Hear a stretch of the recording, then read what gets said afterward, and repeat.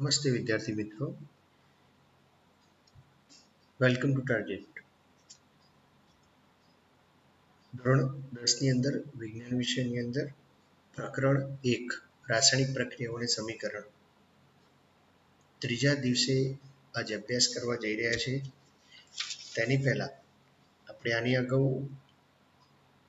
રાસાયણિક સમીકરણો એટલે શું, તેનું મહત્વ, તેને સંતુલિત કરવાની રીત, ત્યારબાદ સંયોગીકરણની પ્રક્રિયા, ઉષ્માક્ષેપક પ્રક્રિયા, વિઘટન પ્રક્રિયા, ઉષ્મા શોષક પ્રક્રિયા જેવી પ્રક્રિયાઓ આપણે અગાઉના 2 દિવસમાં પૂરી કરી. જ્યારે આજે ત્રીજા દિવસે આપણે વિસ્થાપન પ્રક્રિયાઓ, દ્વિવિસ્થાપન પ્રક્રિયા, ઓક્સિડેશન અને રિડક્શન પ્રક્રિયા, ત્યારબાદ ક્ષારણ અને ખોરાપણો જેવા અગત્યના પ્રશ્નોની આજે મુદ્દાવાર ચર્ચા કરીશું. તો જેની અંદર સૌથી પહેલો પ્રશ્ન છે આપણો, વિસ્થાપન પ્રક્રિયા એટલે શું?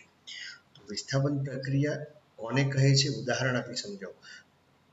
આ પ્રશ્નને સમજવા માટે આપણે સૌથી પહેલા ડિસ્પ્લેસમેન્ટ રિએક્શન એ શબ્દને સમજીએ. તો અહીંયા પ્લેસ શબ્દ છે. પ્લેસનો અર્થ સ્થાન થાય. તો સ્થાન એટલે કે એક ક્રિયાશીલ પદાર્થ અથવા કોઈ તત્વ બીજા અન્ય કોઈ પણ ક્રિયાશીલ તત્વના પદાર્થમાંથી એનું પોતાના સ્થાનમાંથી તેને દૂર કરી અને પોતાનું સ્થાન લે છે. આપણી સાદી ભાષામાં સમજવા માટે આપણે એને આ રીતે કહીએ છીએ. અથવા બીજી સરળ ભાષામાં કહેવું હોય તો વધુ ક્રિયાશીલ અથવા વધુ શક્તિશાળી કોઈ પણ તત્વ બીજા અન્ય તત્વના સ્થાનને દૂર કરી અને પોતાનું સ્થાન લે તો તેવી પ્રક્રિયાને આપણે વિસ્થાપન પ્રક્રિયા તરીકે ઓળખી શકીએ છીએ. તો આ ની વ્યાખ્યા, વિસ્થાપનની વ્યાખ્યા, જે રાસાયણિક પ્રક્રિયામાં વધુ ક્રિયાશીલ, અહીંયા શબ્દ યાદ રાખીશું આપણે, વધુ ક્રિયાશીલ તત્વ એ ઓછા ક્રિયાશીલ તત્વને તેના સંયોજનમાંથી દૂર કરે છે. ફરીથી એકવાર, અહીં જે રાસાયણિક પ્રક્રિયામાં વધુ ક્રિયાશીલ તત્વ એ ઓછા ક્રિયાશીલ તત્વને તેના સંયોજનમાંથી દૂર કરે છે તેને વિસ્થાપન પ્રક્રિયા કહે છે. હજુ પણ આ વ્યાખ્યાને અને આ પ્રશ્નને સમજવા માટે આપણે ઉદાહરણ તરફ આપણે આગળ વધીએ. એની પહેલા આ પ્રશ્નને વધારે ઊંડાણપૂર્વક સમજવા માટે અહીંયા એક ક્રમ નક્કી કરેલો છે આપણે, જેના આધારે આ પ્રશ્નને સરળતાથી સમજી શકાય કે કયો પદાર્થ વધુ ક્રિયાશીલ અને કયો પદાર્થ ઓછો ક્રિયાશીલ એ કેવી રીતે નક્કી થઈ શકે. તો એ સમજવા માટે આપણે એક ક્રમ નક્કી કર્યો છે. પોસો કે મેએજી, આ રીતે 3 ભાગ પાડવાનો છે. પોસો કે મેએજી, આલેહાકો, મસીગો.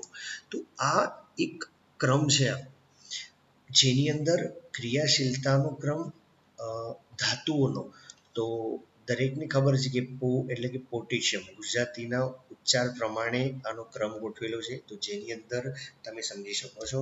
તો એની પછી મેં પોટેશિયમનો અર્થ એ એની સંજ્ઞા છે. સો એટલે કે સોડિયમ, એને કે એટલે કે કેલ્શિયમ, સીએ મે એટલે મેગ્નેશિયમ, એમજી એ એટલે એલ્યુમિનિયમ, એલ ઝી એટલે ઝેડએન ઝિંક, આ એટલે આયર્ન, એફઈ લે એટલે કે લેડ, પીબી હાઈ એટલે હાઇડ્રોજન, એચ કો એટલે કોપર, સીયુ મ એટલે મર્ક્યુરી, એચજી સી એટલે સિલ્વર, એજી ગો એટલે ગોલ્ડ, એયુ.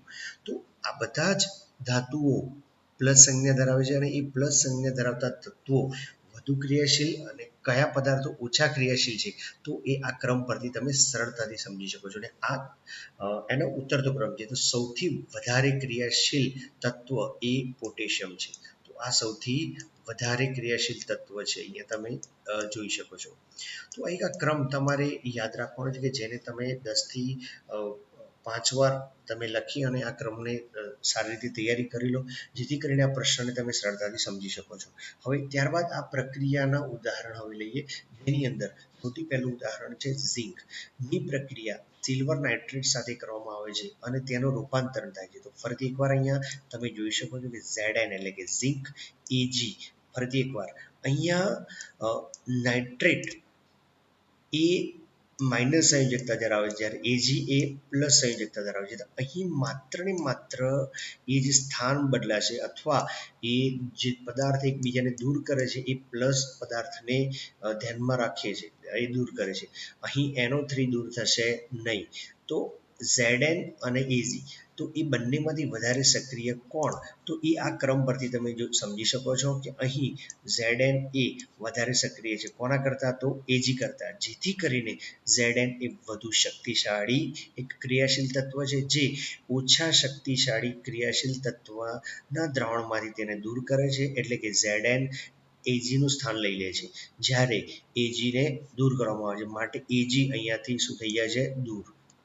અને નવો પદાર્થ, અને ફરીથી એકવાર અહીં Zn ની સંયોજકતા 2 + NO3 ની માઇનસ, જ્યારે બંને પદાર્થોનું જ્યારે સંયોજન બને ત્યારે બનશે ZnNO3 ટ્વાઇસ, અને એ પણ કયા ફોર્મમાં? એક્વાયસ ફોર્મમાં. તો આ રીતે આપણને પ્રાપ્ત થાય છે ઝિંક નાઇટ્રેટ. તો ત્યારબાદ એવી જ એક બીજું અન્ય ઉદાહરણ તમે સમજી શકો છો કે Fe + CuSO4. તો Fe + CuSO4 ની અંદર તમારે અહીંયા સમજવાનું રહ્યું કે કોપર અને Fe. તો કોપર અને Fe, તો કોપરની સંયોજકતા એ Fe કરતાં કેવી છે? ઓછી. અને Fe ની સંયોજકતા કેવી છે? Fe ની ક્રિયાશીલતા કેવી છે? તો વધારે. તો Fe ની ક્રિયાશીલતા વધારે હોવાને કારણે Fe એ કોપરને દૂર કરી અને કોપરનું સ્થાન એ Fe પોતે લે છે, તો જેથી કરીને અહીંયા કોપર દૂર થાય છે અને FeSO4 નવા એક પદાર્થ તરીકે આપણને પ્રાપ્ત થાય છે. તેવી જ રીતે ઝિંકની પ્રક્રિયા કોપર સલ્ફેટ સાથે, તો અહીંયા ફરીથી એકવાર જોઈ શકો છો કે ઝિંક એ કોપર કરતાં વધુ સક્રિય છે, જેથી કરીને ફરીથી અહીંયા પ્રક્રિયા શક્ય છે. ઝિંક + CuSO4 ની અંદર પ્રક્રિયા ZnSO4 + કોપર. એવી જ રીતે Pb અને CuCl2, આ બંને વચ્ચે રાસાયણિક પ્રક્રિયા થાય છે જેની અંદર લેડની ક્રિયાશીલતા એ કોપર કરતાં વધુ છે. તમે જોઈ શકો છો અહીંયા ફરીથી એકવાર કે લેડ એની સંયોજકતા કોપર કરતાં વધુ છે, તો જેથી કરીને અહીંયા પણ પ્રક્રિયા શક્ય છે PbCl2 + Cu સોલિડ. અહીંયા કોપર મુક્ત થાય છે, જ્યારે નવા સંયોજન તરીકે તમારે અહીંયા PbCl2 લેડ ક્લોરાઇડ અહીંયા પ્રાપ્ત થાય છે. તો અહીંયા બધી પ્રક્રિયાઓ તમે સરળતાથી સમજી શકો છો. તો આનો મતલબ એવો થયો કે આ બધા જ પદાર્થો વધુ ક્રિયાશીલ છે કોના કરતાં? તો Zn એ Ag કરતાં વધુ ક્રિયાશીલ છે, Fe એ કોપર કરતાં વધુ ક્રિયાશીલ છે, Zn એ કોપર કરતાં વધુ ક્રિયાશીલ છે, અને Pb એ કોપર કરતાં વધુ ક્રિયાશીલ છે. તો આ બધાની ગૂંચવણમાંથી મુક્ત થવું હોય તો આપણે આ પ્રકારનો એક ક્રમ યાદ રાખી લેવાથી સરળતાથી આ પ્રશ્નને આપણે સમજી શકીએ છીએ. આ પ્રશ્નને હજુ વધારે ડીપમાં સમજવા માટે એક ઉદાહરણ હું તમને અહીંયા આપું છું કે જે તમને સમજવા માટે સરળતા રહેશે. તો અહીંયા હું એક ઉદાહરણ લખું છું Fe + MgSO4. આ ઉદાહરણની અંદર શું થાય છે હવે સમજવાનો પ્રયત્ન કરીએ. તો કેવી રીતે પ્રક્રિયા શક્ય છે? તો અહીં પહેલા તો તમે એ નક્કી કરો કે Fe અને Mg માં વધુ ક્રિયાશીલ કોણ? તો તમે અહીંયા આપણા ક્રમને ધ્યાનમાં રાખશો તો તમને ખ્યાલ આવશે કે અહીં Fe એ Mg કરતાં કેવો છે? તો ઓછો ક્રિયાશીલ છે. તમે જોઈ શકો છો તો જે પહેલા આવે વધુ ક્રિયાશીલ અને બાદમાં આવે એ ઓછું ક્રિયાશીલ અથવા એની ક્રિયાશીલતા ઓછી છે તેવું કહી શકાય. તો અહીં Fe ની ક્રિયાશીલતા એ Mg કરતાં ઓછી, એટલે કે એની જે તાકાત ઓછી છે, જેના કારણે આ Fe એ એના વધુ ક્રિયાશીલતા ધરાવતા પદાર્થમાંથી Mg ને દૂર કરી શકશે નહીં. એનો અર્થ એવો થાય કે અહીં આ પ્રક્રિયા શક્ય નથી. તેવી જ રીતે અન્ય બીજું ઉદાહરણ તમને આપી શકું છું હું અહીંયા ફરીથી એકવાર ઝિંક + MgSO4. તો ઝિંક + MgSO4 ની અંદર પણ તમે સરળતાથી જોઈ શકો છો કે ઉપરના ક્રમ પરથી કે ઝિંક અને Mg આ બંનેમાંથી વધારે ક્રિયાશીલ કોણ? તો તમે જોઈ શકો છો કે ઝિંક અને Mg. તો ઝિંકની ક્રિયાશીલતા ઓછી, જ્યારે Mg ની ક્રિયાશીલતા વધારે છે. તો આ ન પરથી પણ આપણે સમજી શકીએ કે આ પ્રક્રિયા શક્ય નથી. તો ક્યારે પ્રક્રિયા શક્ય છે અને ક્યારે નથી એની સાથે આ પ્રશ્નને આપણે સરળતાથી સમજી શકીએ છીએ, અને ઉદાહરણ સાથે. અને એવું જરૂરી નથી કે માત્ર આપેલા ઉદાહરણ જ આપણે લખવા, અન્ય ઉદાહરણ આપણે સમજીને આપણે લખી શકતા હોઈએ છીએ. ત્યારબાદ તો પ્રશ્ન છે આપણે દ્વિવિસ્થાપન પ્રક્રિયા કોને કહે છે? ઉદાહરણ આપો. અગાઉના પ્રશ્નોની અંદર માત્ર ને માત્ર એક જ વિસ્થાપન એટલે કે એક ક્રિયાશીલ તત્વ બીજા ક્રિયાશીલ તત્વનો ને દૂર કરી અને ઓછા ક્રિયાશીલ તત્વને દૂર કરી અને પોતાનું સ્થાન લઈ અને ક્રિયા કરતા હતા. તો આ પ્રશ્નની અંદર શું થાય છે, તો જે રાસાયણિક પ્રક્રિયામાં બે પ્રક્રિયકો વચ્ચે આયનોની આપલે, આપણે આ પ્રશ્નની અંદર ખાસ ધ્યાન રાખીશું, આપણા માટે ધ્યાન રાખવાનું છે અહીંયા આયનોની આપલે. આયનો એટલે કે જેની સંયોજકતા પ્લસ છે તેવા પદાર્થોની આપલે આ સમીકરણની અંદર એટલે કે રાસાયણિક સમીકરણની અંદર થતી હોય છે અને એ પ્રકારની થતી પ્રક્રિયાઓને આપણે દ્વિવિસ્થાપન એટલે કે આનું ઇંગ્લિશ થાય છે ડબલ ડિસ્પ્લેસમેન્ટ રિએક્શન. એના ઉદાહરણો આપણે જોઈએ. Na2SO4 BaCl2 gives. હવે આ પ્રક્રિયાની અંદર આ બને છે તેની પહેલા સમજીએ કે આની અંદર આ બે પદાર્થની અંદર કોની સંયોજકતા પ્લસ, તો આ Na ની સંયોજકતા છે પ્લસ અને બેરિયમની સંયોજકતા છે 2 પ્લસ. તો આ બંનેના સ્થાન બદલાશે. તો ફરીથી એકવાર Na નું સ્થાન અને Ba નું સ્થાન. તો Ba નું સ્થાન કોને, હવે Ba કોની સાથે જોડાશે, SO4 સાથે, અને Na કોની સાથે જોડાશે, તો Cl સાથે. પરંતુ અહીંયા Na જ્યારે Cl સાથે જોડાય છે, ફરીથી એકવાર Na કોની સાથે જોડાશે, આ Cl સાથે, અને Ba નું જોડાણ કોની સાથે થશે, SO4 સાથે. તો અહીંયા આયનોની આપલે એનો અર્થ શું, તો અહીંયા Ba અને Na બંનેનું સ્થાન બદલાશે. તો શું થશે, તો ફરીથી એકવાર અહીંયા આપણે હું એરો મારું છું, તમે સરળતાથી સમજી શકો છો. શું કહેવા માંગુ છું, Ba SO4 સાથે જોડાય છે જ્યારે Na એ ક્લોરીન સાથે. પરંતુ Na2 અને Cl2, તો શું આપણો પદાર્થ Na2Cl2? ના, પરંતુ આપણને બધાને ખબર છે એ પ્રમાણે કે Na ની સંયોજકતા પ્લસ અને ક્લોરીનની માઇનસ. જ્યારે આ નવો પદાર્થ બનશે ત્યારે આપણો પદાર્થ બનશે NaCl. પરંતુ અહીંયા બેલેન્સ કરવા માટે અહીંયા 2 મોલ 2 મોલ, જેના કારણે અહીં આગળના ભાગમાં તમારે 2 દર્શાવેલા છે. તો આ રીતે પ્રક્રિયા તમે સરળતાથી સમજી શકો છો.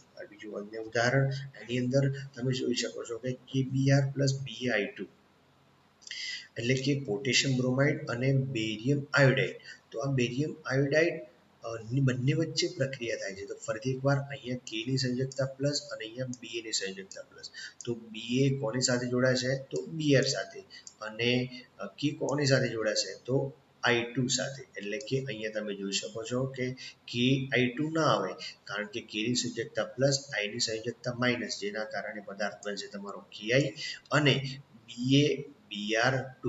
હવે એ પણ કોના આધારે નક્કી થાય છે, તો BaBr2 પણ એની સંયોજકતાને આધારે. આવો પદાર્થ કેમ બન્યો, તો એને ગોખવાની જરૂર નથી, એને સમજવાની વાત છે. તો અહીંયા બેરિયમની સંયોજકતા 2 પ્લસ અને બ્રોમિનની સંયોજકતા માઇનસ, એટલે કે બનતો પદાર્થ તમે અહીંયા જોઈ શકો છો કે BaBr2 બને.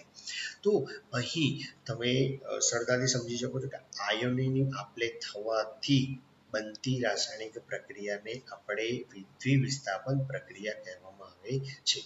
હવે ત્યારબાદ અન્ય ઉદાહરણ હું તમારી સામે રજૂ કરું છું, જેની અંદર તમે જોઈ શકો છો કે NaOH HCl.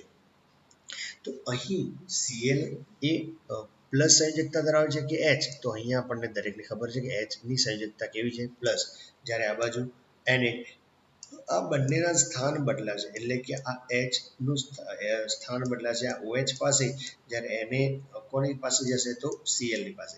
તો બંને વચ્ચે રાસાયણિક પ્રક્રિયા થાય છે. એ રાસાયણિક પ્રક્રિયા દરમિયાન તમે સમજી શકો છો અહીંયા પદાર્થ બનશે તમારો અહીંયા NaCl પ્લસ અહીંયા ધ્યાન રાખજો બધા H અને OH, જ્યારે બંનેને ભેગા કરીશું તો આપણો નવો પદાર્થ બનશે H2O. તો આ રીતે સોડિયમ ક્લોરાઇડ અને પાણી આપણને પ્રાપ્ત થતું હોય છે, તો જેને આપણે દ્વિવિસ્થાપન પ્રક્રિયા કહીએ છીએ. ત્યારબાદ આ અગત્યના પ્રશ્નોને પૂર્ણ કર્યા બાદ હવે આપણે એક પ્રશ્નના સંદર્ભમાં જ આપણે સરળતાથી સમજી શકીએ કે અવક્ષેપણ પ્રક્રિયા કોને કહે છે. તો આ પ્રશ્નને સમજવા માટે સૌપ્રથમ અવક્ષેપણ પ્રક્રિયા કોને કહે છે, તો આપણને જ્યારે કોઈ પણ બે પદાર્થ ભેગા કરીએ, આપણને સૌપ્રથમ બે પદાર્થ કેવા દેખાય, તો એકદમ પાણી જેવા. તો પાણી જેવા પદાર્થો જ્યારે ભેગા કરીએ અને એની અંદરથી કોઈ નવો રંગ ઉત્પન્ન થાય અને કોઈ નવો રંગ અથવા એ પદાર્થ આપણને કંઈક નવું લાગે, તો એને આપણે અવક્ષેપણ તરીકે ઓળખીએ છીએ. તો જેનો એક વિડીયો મેં તમને તમારા લિંકની અંદર મોકલ્યો હતો મેં પહેલાં પણ, જેની અંદર લેડ નાઇટ્રેટ PbNO3 ટ્વાઇસ ની પ્રક્રિયા જ્યારે કરવામાં આવે છે પોટેશિયમ આયોડાઇડ સાથે, અને આ બંને રંગવિહીન દ્રાવણો છે, જ્યારે બંનેને ભેગા કરવામાં આવે છે ત્યારે બંને વચ્ચે પ્રક્રિયા થાય છે અને લેડ આયોડાઇડના પીળા રંગના અવક્ષેપ પ્રાપ્ત થાય છે, જે અગાઉના મેં લેક્ચરમાં તમને સમજાવેલું પણ છે. તો લેડ નાઇટ્રેટ અને પોટેશિયમ આયોડાઇડ વચ્ચે પ્રક્રિયા થવાથી લેડ આયોડાઇડના પીળા રંગના અવક્ષેપ પ્રાપ્ત થાય છે. તેવી જ રીતે તો અહીંયા એની વ્યાખ્યા અને ઉદાહરણ આપણે જો સમજીએ તો જે રાસાયણિક પ્રક્રિયા દરમિયાન અદ્રાવ્ય અવક્ષેપ ઉત્પન્ન થાય, એકવાર જે રાસાયણિક પ્રક્રિયા દરમિયાન અદ્રાવ્ય અવક્ષેપ ઉત્પન્ન થાય તે પ્રક્રિયાને અવક્ષેપન પ્રક્રિયા કહે છે. અવક્ષેપનને ઇંગ્લિશમાં કહેવામાં આવે છે પ્રેસિપિટેશન રિએક્શન. એનું ઉદાહરણ તો બેરિયમ ક્લોરાઇડનો Ba2+ આયન અને Na2SO4 નો SO4 2- આયન વચ્ચે પ્રક્રિયા થતા BaSO4 ના સફેદ અવક્ષેપ મળે છે, જે પાણીમાં અદ્રાવ્ય છે. તો એવી જ રીતે આ પ્રક્રિયા માટે સમજવું હતું તમે શું કહી શકીએ આપણે, તો Pb2+ લેડ નાઇટ્રેટમાંથી Pb2+ અને પોટેશિયમ આયોડાઇડમાંથી I- ની વચ્ચે પ્રક્રિયા થઈ. એકવાર લેડ નાઇટ્રેટમાંથી Pb2+ અને પોટેશિયમ આયોડાઇડમાંથી I- ની વચ્ચે આ બંને વચ્ચે પ્રક્રિયા થઈ અને અદ્રાવ્ય અવક્ષેપ સ્વરૂપે આપણને લેડ આયોડાઇડના પીળા રંગના અવક્ષેપ પ્રાપ્ત થાય છે. તો તેવી જ રીતે અહીંયા પણ એક સામાન્ય પ્રક્રિયા છે, તમે જોઈ શકો છો કે BaCl2 માંથી બેરિયમ 2+ આયન અને Na2SO4 માંથી SO4 2- આયનની વચ્ચે પ્રક્રિયા થાય છે અને BaSO4 ના સફેદ અવક્ષેપ પ્રાપ્ત થાય છે, જેનો વિડીયો તમને તમારા લિંક ઉપર મોકલવામાં આવશે અને તમે આ ઉદાહરણને કેવી રીતે અવક્ષેપ પ્રાપ્ત થાય છે તે તમે જોઈ શકશો. અહીંયા બાજુમાં જે આકૃતિ દેખાય છે તમે જોઈ શકો છો, તો આ પીળા રંગના અવક્ષેપ છે અને આ પ્રક્રિયા એ આ લેડ નાઇટ્રેટ અને પોટેશિયમ આયોડાઇડ વચ્ચેની છે, નહીં કે આ BaSO4. તો અહીંયા તો સફેદ અવક્ષેપ પ્રાપ્ત થાય છે, તો આ સફેદ અવક્ષેપ નથી, તો આ અવક્ષેપ છે પીળા રંગના. તો તમે સરળતાથી સમજી શકો છો. ત્યારબાદ નવો પ્રશ્ન આપણો, જેની અંદર ઓક્સિડેશન અને રિડક્શન પ્રક્રિયા કોને કહે છે, ઉદાહરણ આપી સમજાવો.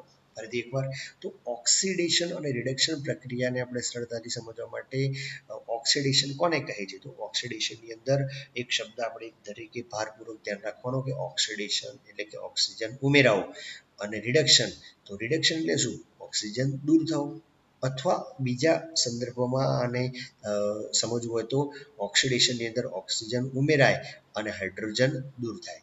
અને તેવી જ રીતે રિડક્શનની અંદર શું થશે, તો ફરીથી એકવાર અહીંયા આપણે બાજુમાં લખી દઈએ છીએ, તો અહીંયા ઓક્સિજન, તો આ O છે, અહીંયા આપણે તો ઓક્સિજન ઉમેરાય તો એને આપણે કહીશું ઓક્સિડેશન, અને અહીંયા શું થશે, ઓક્સિજન શું થશે, દૂર થશે, તો તેને કહેવાય રિડક્શન. તેવી જ રીતે ફરીથી એકવાર હાઇડ્રોજન અહીંયા શું થશે, દૂર થાય, તો આપણે એને કહીશું ઓક્સિડેશન, જ્યારે ઉમેરાય તો એને કહીશું રિડક્શન પ્રક્રિયા. તો આ રીતે તમે ઓક્સિડેશન અને રિડક્શનનો અર્થ તમે સમજી શકો છો. ત્યારબાદ એની વ્યાખ્યા, તો જે રાસાયણિક પ્રક્રિયા દરમિયાન પદાર્થ અણુ કે પરમાણુ ઓક્સિજન મેળવે અથવા હાઇડ્રોજન ગુમાવે તેને ઓક્સિડેશન, અને રિડક્શન, તો જે રાસાયણિક પ્રક્રિયા દરમિયાન પદાર્થ ઓક્સિજન ગુમાવે, ફરીથી તમે જોઈ શકો છો ઓક્સિજન ગુમાવે અથવા હાઇડ્રોજન મેળવે તેને રિડક્શન કહે છે. તો આ તમે ઉમેરાય અથવા મેળવે એ શબ્દ તમે તમારી રીતે ગુમાવે એટલે દૂર થાય, અને મેળવે એટલે ઉમેરાય. તો આ રીતે એની વ્યાખ્યા તમે સરળતાથી સમજી શકો છો. ત્યારબાદ એના ઉદાહરણ લઈ લઈએ, તો ઓક્સિડેશન અને રિડક્શન ની અંદર તમે જોઈ શકો છો કે C+O2 આ એક સિમ્પલ પ્રક્રિયા કે જેની અંદર અહીં કાર્બન એ ઓક્સિજન મેળવે છે, જેના કારણે બનતો પદાર્થ CO2, જેના કારણે આ થતી રિએક્શન અથવા થતી પ્રક્રિયાને આપણે એક ઓક્સિડેશન પ્રક્રિયા કહીએ છીએ. ફરીથી બીજું ઉદાહરણ, Mg+O2, જે આગળ આવી ગયું છે, આ પણ આગળ આવી ગયું છે, Mg+O2 gives ઉષ્મા આપવાથી એનું રૂપાંતરણ થાય છે MgO માં. તો આ MgO magnesium oxide, magnesium oxide એ પણ એક બનતો જે પદાર્થ, એ પણ એક ઓક્સિડેશન પ્રક્રિયા દ્વારા બનતો પદાર્થ છે. તમે સમજી શકાય છે કે કોપર અને ઓક્સિજન, તો કોપર એ ઓક્સિજન મેળવે છે જેના કારણે બનતો પદાર્થ કોપર ઓક્સાઇડ. તો ત્રણે ત્રણ પ્રક્રિયાની અંદર ઓક્સિજન મેળવે છે અને એ પદાર્થ ઓક્સિજન મેળવે છે જેના કારણે બધી પ્રક્રિયાને આપણે કહીએ છીએ ઓક્સિડેશન પ્રક્રિયા. તો ફરીથી એકવાર ઉપરોક્ત પ્રક્રિયામાં કાર્બન, મેગ્નેશિયમ, કોપર ઓક્સિજન મેળવે છે. આ બધી પ્રક્રિયાઓને ઓક્સિડેશન. તેવી જ રીતે બંને અહીંયા બધા જ બનતા પદાર્થો કે કાર્બન ડાયોક્સાઇડ, MgO અને કોપર ઓક્સાઇડ બધાની અંદર ફરીથી એકવાર જોઈ શકો છો કે ની પ્રક્રિયા H2 સાથે, એટલે કે કેમ H2 સાથે જ કેમ, તો એ રિડક્શન પ્રક્રિયા કરવા માટે એક રિડક્શન કરતા પદાર્થ હોવો જરૂરી છે. તો આપણા માટે અહીં આ પ્રક્રિયાની અંદર H2 એ આપણા માટે રિડક્શન કરતા છે અને એ રિડક્શન કરતા એટલે કે રિડક્શન પ્રક્રિયા કરાવનાર. તો એ રિડક્શન કરતાની અંદર આપણે H2 ઉમેરીએ છીએ અને એ H2 ઉમેરવાથી કોપર ઓક્સાઇડની અંદર H2, તો આ પ્રક્રિયાની અંદર કે કોપર ઓક્સાઇડમાંથી ઓક્સિજન દૂર થાય છે. એટલે તમે જોઈ શકો છો કે આ ઓક્સિજન એ H2 સાથે જોડાઈ ગયા છે એટલે કે બને છે H2O અને એકલો તત્વ છૂટો પડે છે કે કોપર. એટલે કે આ પ્રક્રિયાની અંદર ઓક્સિજન એ પદાર્થમાંથી શું થાય છે? દૂર થાય છે.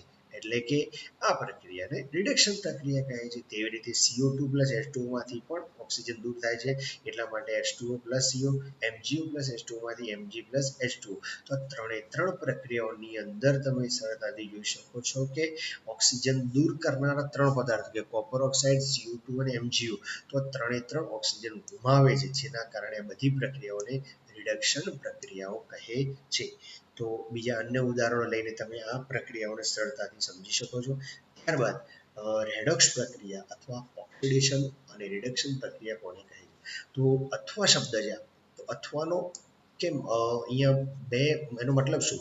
તો રેડોક્સનો મતલબ એવો થાય કે એવી પ્રક્રિયા કે જેની અંદર ઓક્સિડેશન અને રિડક્શન બંને પ્રક્રિયા એક સાથે થાય છે. કેવી રીતે? તો જે પ્રક્રિયકમાં એક પ્રક્રિયકનું ઓક્સિડેશન અને બીજા પ્રક્રિયકનું રિડક્શન થતું હોય તો તેવી પ્રક્રિયાને રેડોક્સ પ્રક્રિયા અથવા આપણે એને ઓક્સિડેશન રિડક્શન પ્રક્રિયા પણ કહેવામાં આવે છે.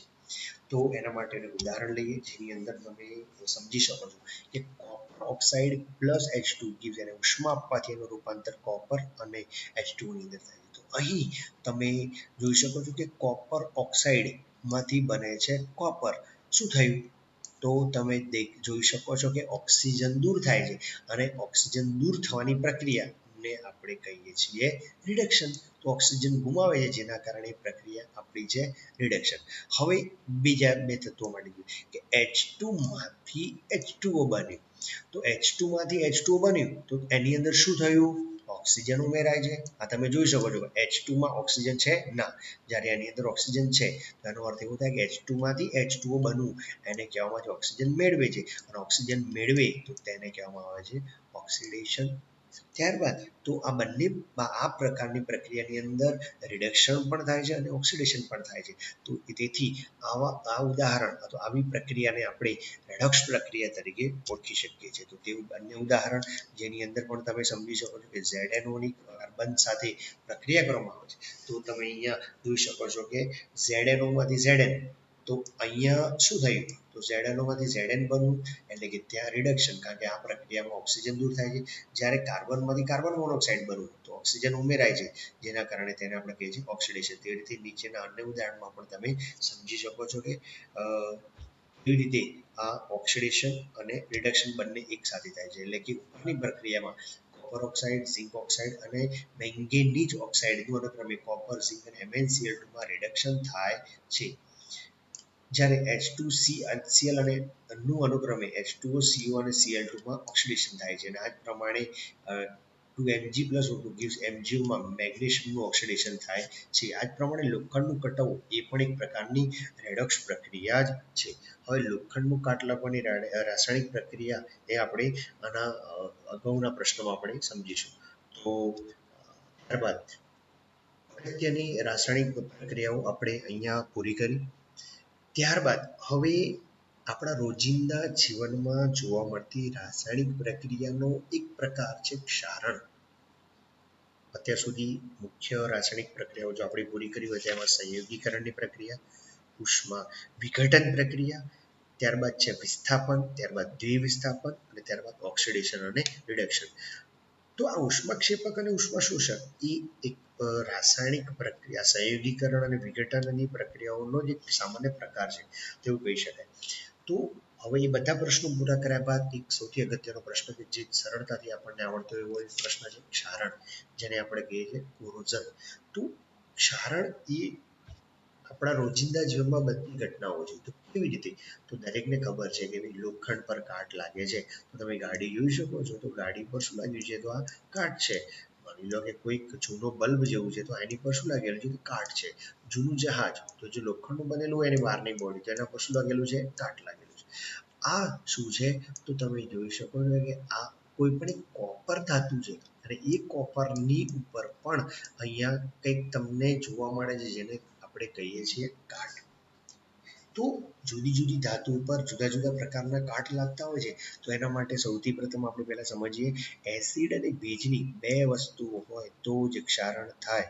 એસિડ અને ભેજની હાજરીમાં ધાતુને કાટ લાગે છે અને આ કાટ લાગવાની ક્રિયાને ક્ષારણ કહે છે. તો આ કાટને આપણે કહીએ છીએ રસ્ટ. તો એ રસ્ટ કેવી રીતે લાગે છે? તો ફરીથી એકવાર એસિડ અને ભેજની હાજરી હોય તો જ કાટ લાગે, નહીતર કાટ લાગે નહીં. એનું સામાન્ય ઉદાહરણ તમે સમજી શકો છો કે ઘરમાં કોઈ લોખંડની વસ્તુ હોય તો એને કાટ ઝડપથી લાગતો નથી. જ્યારે ચોમાસામાં બહારના ભાગમાં ખુલ્લા ભાગમાં પલળે ચોમાસાની ઋતુની અંદર, તો એને કાટ સરળતાથી અને ઝડપથી લાગતો હોય છે. તો લોખંડને કાટ લાગવો, ચાંદી પર કાળા રંગનું સ્તર બનવું, તાંબા પિત્તળના વાસણો ઉપર લીલા રંગનો ક્ષાર બાજવું, આવા અન્ય ઉદાહરણો આ બધા ક્ષારણના છે. તો ક્ષારણને કારણે લોખંડના ઉપરના સ્તર પર લાલાશ પડતા કે કથ્થાઈ રંગનો પાવડર જમા થાય છે અને જેને લોખંડનું કટવ અથવા ક્ષારણ કહે છે. તો લોખંડ ઉપર જે કાટ લાગે છે એ કેવી રીતે છે? તો મેં ફરીથી એકવાર વાત કરું કે તમને ઓક્સિજન અને પાણીનો સંપર્ક થાય તો જ કાટ લાગે. તો લોખંડ ના સંપર્કમાં જ્યારે ઓક્સિજન તો હવામાં છે જ, પરંતુ જ્યારે એના સંપર્કમાં પાણી એટલે કે ભેજવાળી હવા જ્યારે એના સંપર્કમાં આવે ત્યારે એક રસ્ટનું નિર્માણ થાય છે, જેનું રાસાયણિક સૂત્ર છે Fe2O3 જેને આપણે રસ્ટ એટલે કે આપણે એને કાટ કહીએ છીએ, જેને કહેવામાં આવે છે હાઇડ્રેટેડ ફેરિક ઓક્સાઇડ. તો આ તમારે તૈયારી કરવા માટે નથી, માત્ર સમજવા માટે છે. પરંતુ આ બનતી જે કાટની પ્રક્રિયા શું છે, તો એ રાસાયણિક સમીકરણ સ્વરૂપે સરળતાથી સમજવા માટે મેં તમારી સમક્ષ રજૂ કર્યું અને તમે સમજી શકો છો. ટૂંકમાં જ્યારે ધાતુ પર તેની આસપાસના પદાર્થો જેવા કે ભેજ, એસિડ વગેરેનો હુમલો થાય ત્યારે તેનું ક્ષરણ થાય છે અને આ પ્રક્રિયાને ક્ષારણ કહે છે. ક્ષારણને લીધે લોખંડમાંની બનતી વસ્તુઓ જેવી કે કારના ભાગો, પુલ, લોખંડની રેલિંગ, જહાજ વગેરેને નુકસાન થાય છે અને આથી કાટયુક્ત લોખંડને બદલવા વધુ ખર્ચ થાય છે. તો એવી જગ્યાએ બદલવું એના કરતાં તેને પહેલાથી સુરક્ષિત રાખવા એ યોગ્ય છે. આમ લોખંડ ઉપર કાટ લાગતો અટકાવવા માટે તેની ઉપર રંગ કરવામાં આવે છે. દરેકને ખબર છે, આ સામાન્ય રીતે આપણે ઘરે કરતા હોઈએ. લોખંડ કરતાં વધુ સક્રિય ધાતુ કે ઝીંક પર તેનું પડ લગાવવામાં આવે છે. તો આ બીજું રીત છે. ફરીથી એકવાર એને ઝીંકનું પડ લગાવવામાં આવે છે, જેને ગેલ્વેનાઇઝિંગ કહે છે. શું કહે છે? ગેલ્વેનાઇઝ્ડ આયન અથવા ગેલ્વેનાઇઝિંગ. તો ઝીંકનું પડ ધરાવતા લોખંડને ગેલ્વેનાઇઝ્ડ આયન કહે છે. ઘણી વખતે તમે બજારમાં જાઓ તો નિપલ નળને કનેક્ટ કરવા માટેની એક પદાર્થ સાધન મળતું હોય છે. તો નળ લગાવવા માટેની નિપલ જે હોય છે એ ગેલ્વેનાઇઝની અમુક પદાર્થ બનેલી હોય છે, જેને કાટ ઝડપથી લાગતો નથી. એટલે કે તમે દુકાનમાં પાસે લેવા જાઓ તો તમારે કહેવું પડે કે ગેલ્વેનાઇઝનું નિપલ આપો મને. તો એ ગેલ્વેનાઇઝ્ડ આયન કહે છે અને આ પડ લગાવવાની ક્રિયાને ગેલ્વેનાઇઝેશન કહે છે. તો તમે આ ક્ષારણ શું છે, કાટ કેવી રીતે લાગે છે, એની અહીંયા સરળતાથી સમજૂતી લઈ શકો છો. એવી જ રીતે અહીંયા તમે કોપર, તો કોપર એટલે કે તાંબુ, તો તાંબા ઉપર કેવા પ્રકારનો કાટ લાગે છે? તો કોપર કાર્બોનેટ ના પ્રકારનો કાટ લાગે અને આ કોપર કાર્બોનેટ આખું સૂત્ર તમારી સામે છે, જે પરીક્ષામાં પૂછવાનું નથી, પરંતુ તમે માત્ર સમજ માટે છે કે O2 અને H2O અને CO2 ની હાજરીમાં આ પ્રક્રિયા થાય છે અને એ કોપરનું રૂપાંતર આ પ્રકારે એના ગ્રીન એટલે કે લીલા કલરના કાટની અંદર એનું રૂપાંતરણ થાય છે. ત્યારબાદ એવી જ રીતે અહીંયા ધ્યાન રાખીશું કે એક સિલ્વર છે એટલે કે Ag. તો એ સિલ્વરની પ્રક્રિયા તમે H2S સાથે જ્યારે થાય છે ત્યારે એનું રૂપાંતરણ પણ Ag2S માં થાય છે. તો આ પણ એક કાળા રંગનો ખાસ કરીને સિલ્વર એટલે કે ચાંદી. તો ઘણી વખતે આપણે જોતા હોઈએ છીએ કે ચાંદીની વીંટી છે, અ, ચાંદીના છડા છે, તો આવા પ્રકારના પદાર્થો ઝડપથી H2S ના સંપર્કમાં આવવાને કારણે એ કાળા રંગના પડી જાય છે, અને કાળો રંગ એ પણ એક પ્રકારનો કાટ છે. તો આ રસ્ટ અને આ બધી જ પ્રક્રિયાઓ એક ક્ષારણની છે, અને ક્ષારણ તો આ રીતે તમે અહીંયા સરળતાથી સમજી શક્યા છો. ત્યારબાદ એક છેલ્લો પ્રશ્ન છે ખોરાપણું. ખોરાપણું એટલે શું? માની લો કે બજારમાંથી તમે એક સિંગનું પેકેટ લાવ્યા અને એ સિંગનું પેકેટ બહુ દિવસ સુધી અંદર રહી ગયું ભૂલથી, અને માની લો કે 3 મહિના પછી, તો 3 મહિના પછી જ્યારે તમે એ પેકેટને ખોલો છો અને ખોલ્યા પછી જ્યારે તમે એને સિંગનો સ્વાદ લો છો, ત્યારે દરેકને ખબર છે કે સિંગ આપણને ભાવતી નથી, અને તમે કદાચ એવું પણ કહો છો કે ખોરી થઈ ગઈ છે, અને ખોરી થવી એટલે કે ખોરાપણું. તો એ પ્રશ્નને સમજવા માટે આપણે અન્ય ઉદાહરણો લઈએ કે તેલી અથવા ચરબીજન્ય ખોરાકને ખુલ્લી હવામાં રાખતા તેનું ઓક્સિડેશન થાય છે, અને એ ઓક્સિડેશન થવાને કારણે આ પદાર્થ ખોરો પડે છે, અને ખોરો પડવો એટલે કે તેનો સ્વાદ અને ગંધ બદલાય છે, અને આ ક્રિયાને ખોરાપણું કહે છે. સામાન્ય રીતે તેલી અને ચરબીયુક્ત ખોરાકમાં થતું ખોરાપણું અટકાવવા માટે તેમાં ઓક્સિડેશન પ્રક્રિયાનો પ્રતિકાર કરે તેવા પદાર્થો ઉમેરવામાં આવે છે, જેને એન્ટીબોડી એટલે કે ઓક્સિડન્ટ પદાર્થો કહે છે. તો સામાન્ય રીતે તમારા આવા પ્રકારના આવતા પેકેટ જેની અંદર હવા ભરેલી હોય છે, તો હવાની અંદર એન્ટીઓક્સિડન્ટ એટલે કે નાઇટ્રોજન વાયુ જેવા પદાર્થો ભરવામાં આવે છે, કે જેથી કરીને બહારના ભાગમાંથી અન્ય કોઈ પણ પદાર્થ દ્વારા તેનું ઓક્સિડેશન થાય નહીં, અને ખોરાક વધુ સમય માટે યોગ્ય રીતે અને સેફલી એનો સંગ્રહ કરી શકાય. તદુપરાંત ખોરાકને હવાચુસ્ત બંધ પાત્રમાં રાખવાથી પણ તેનું ઓક્સિડેશન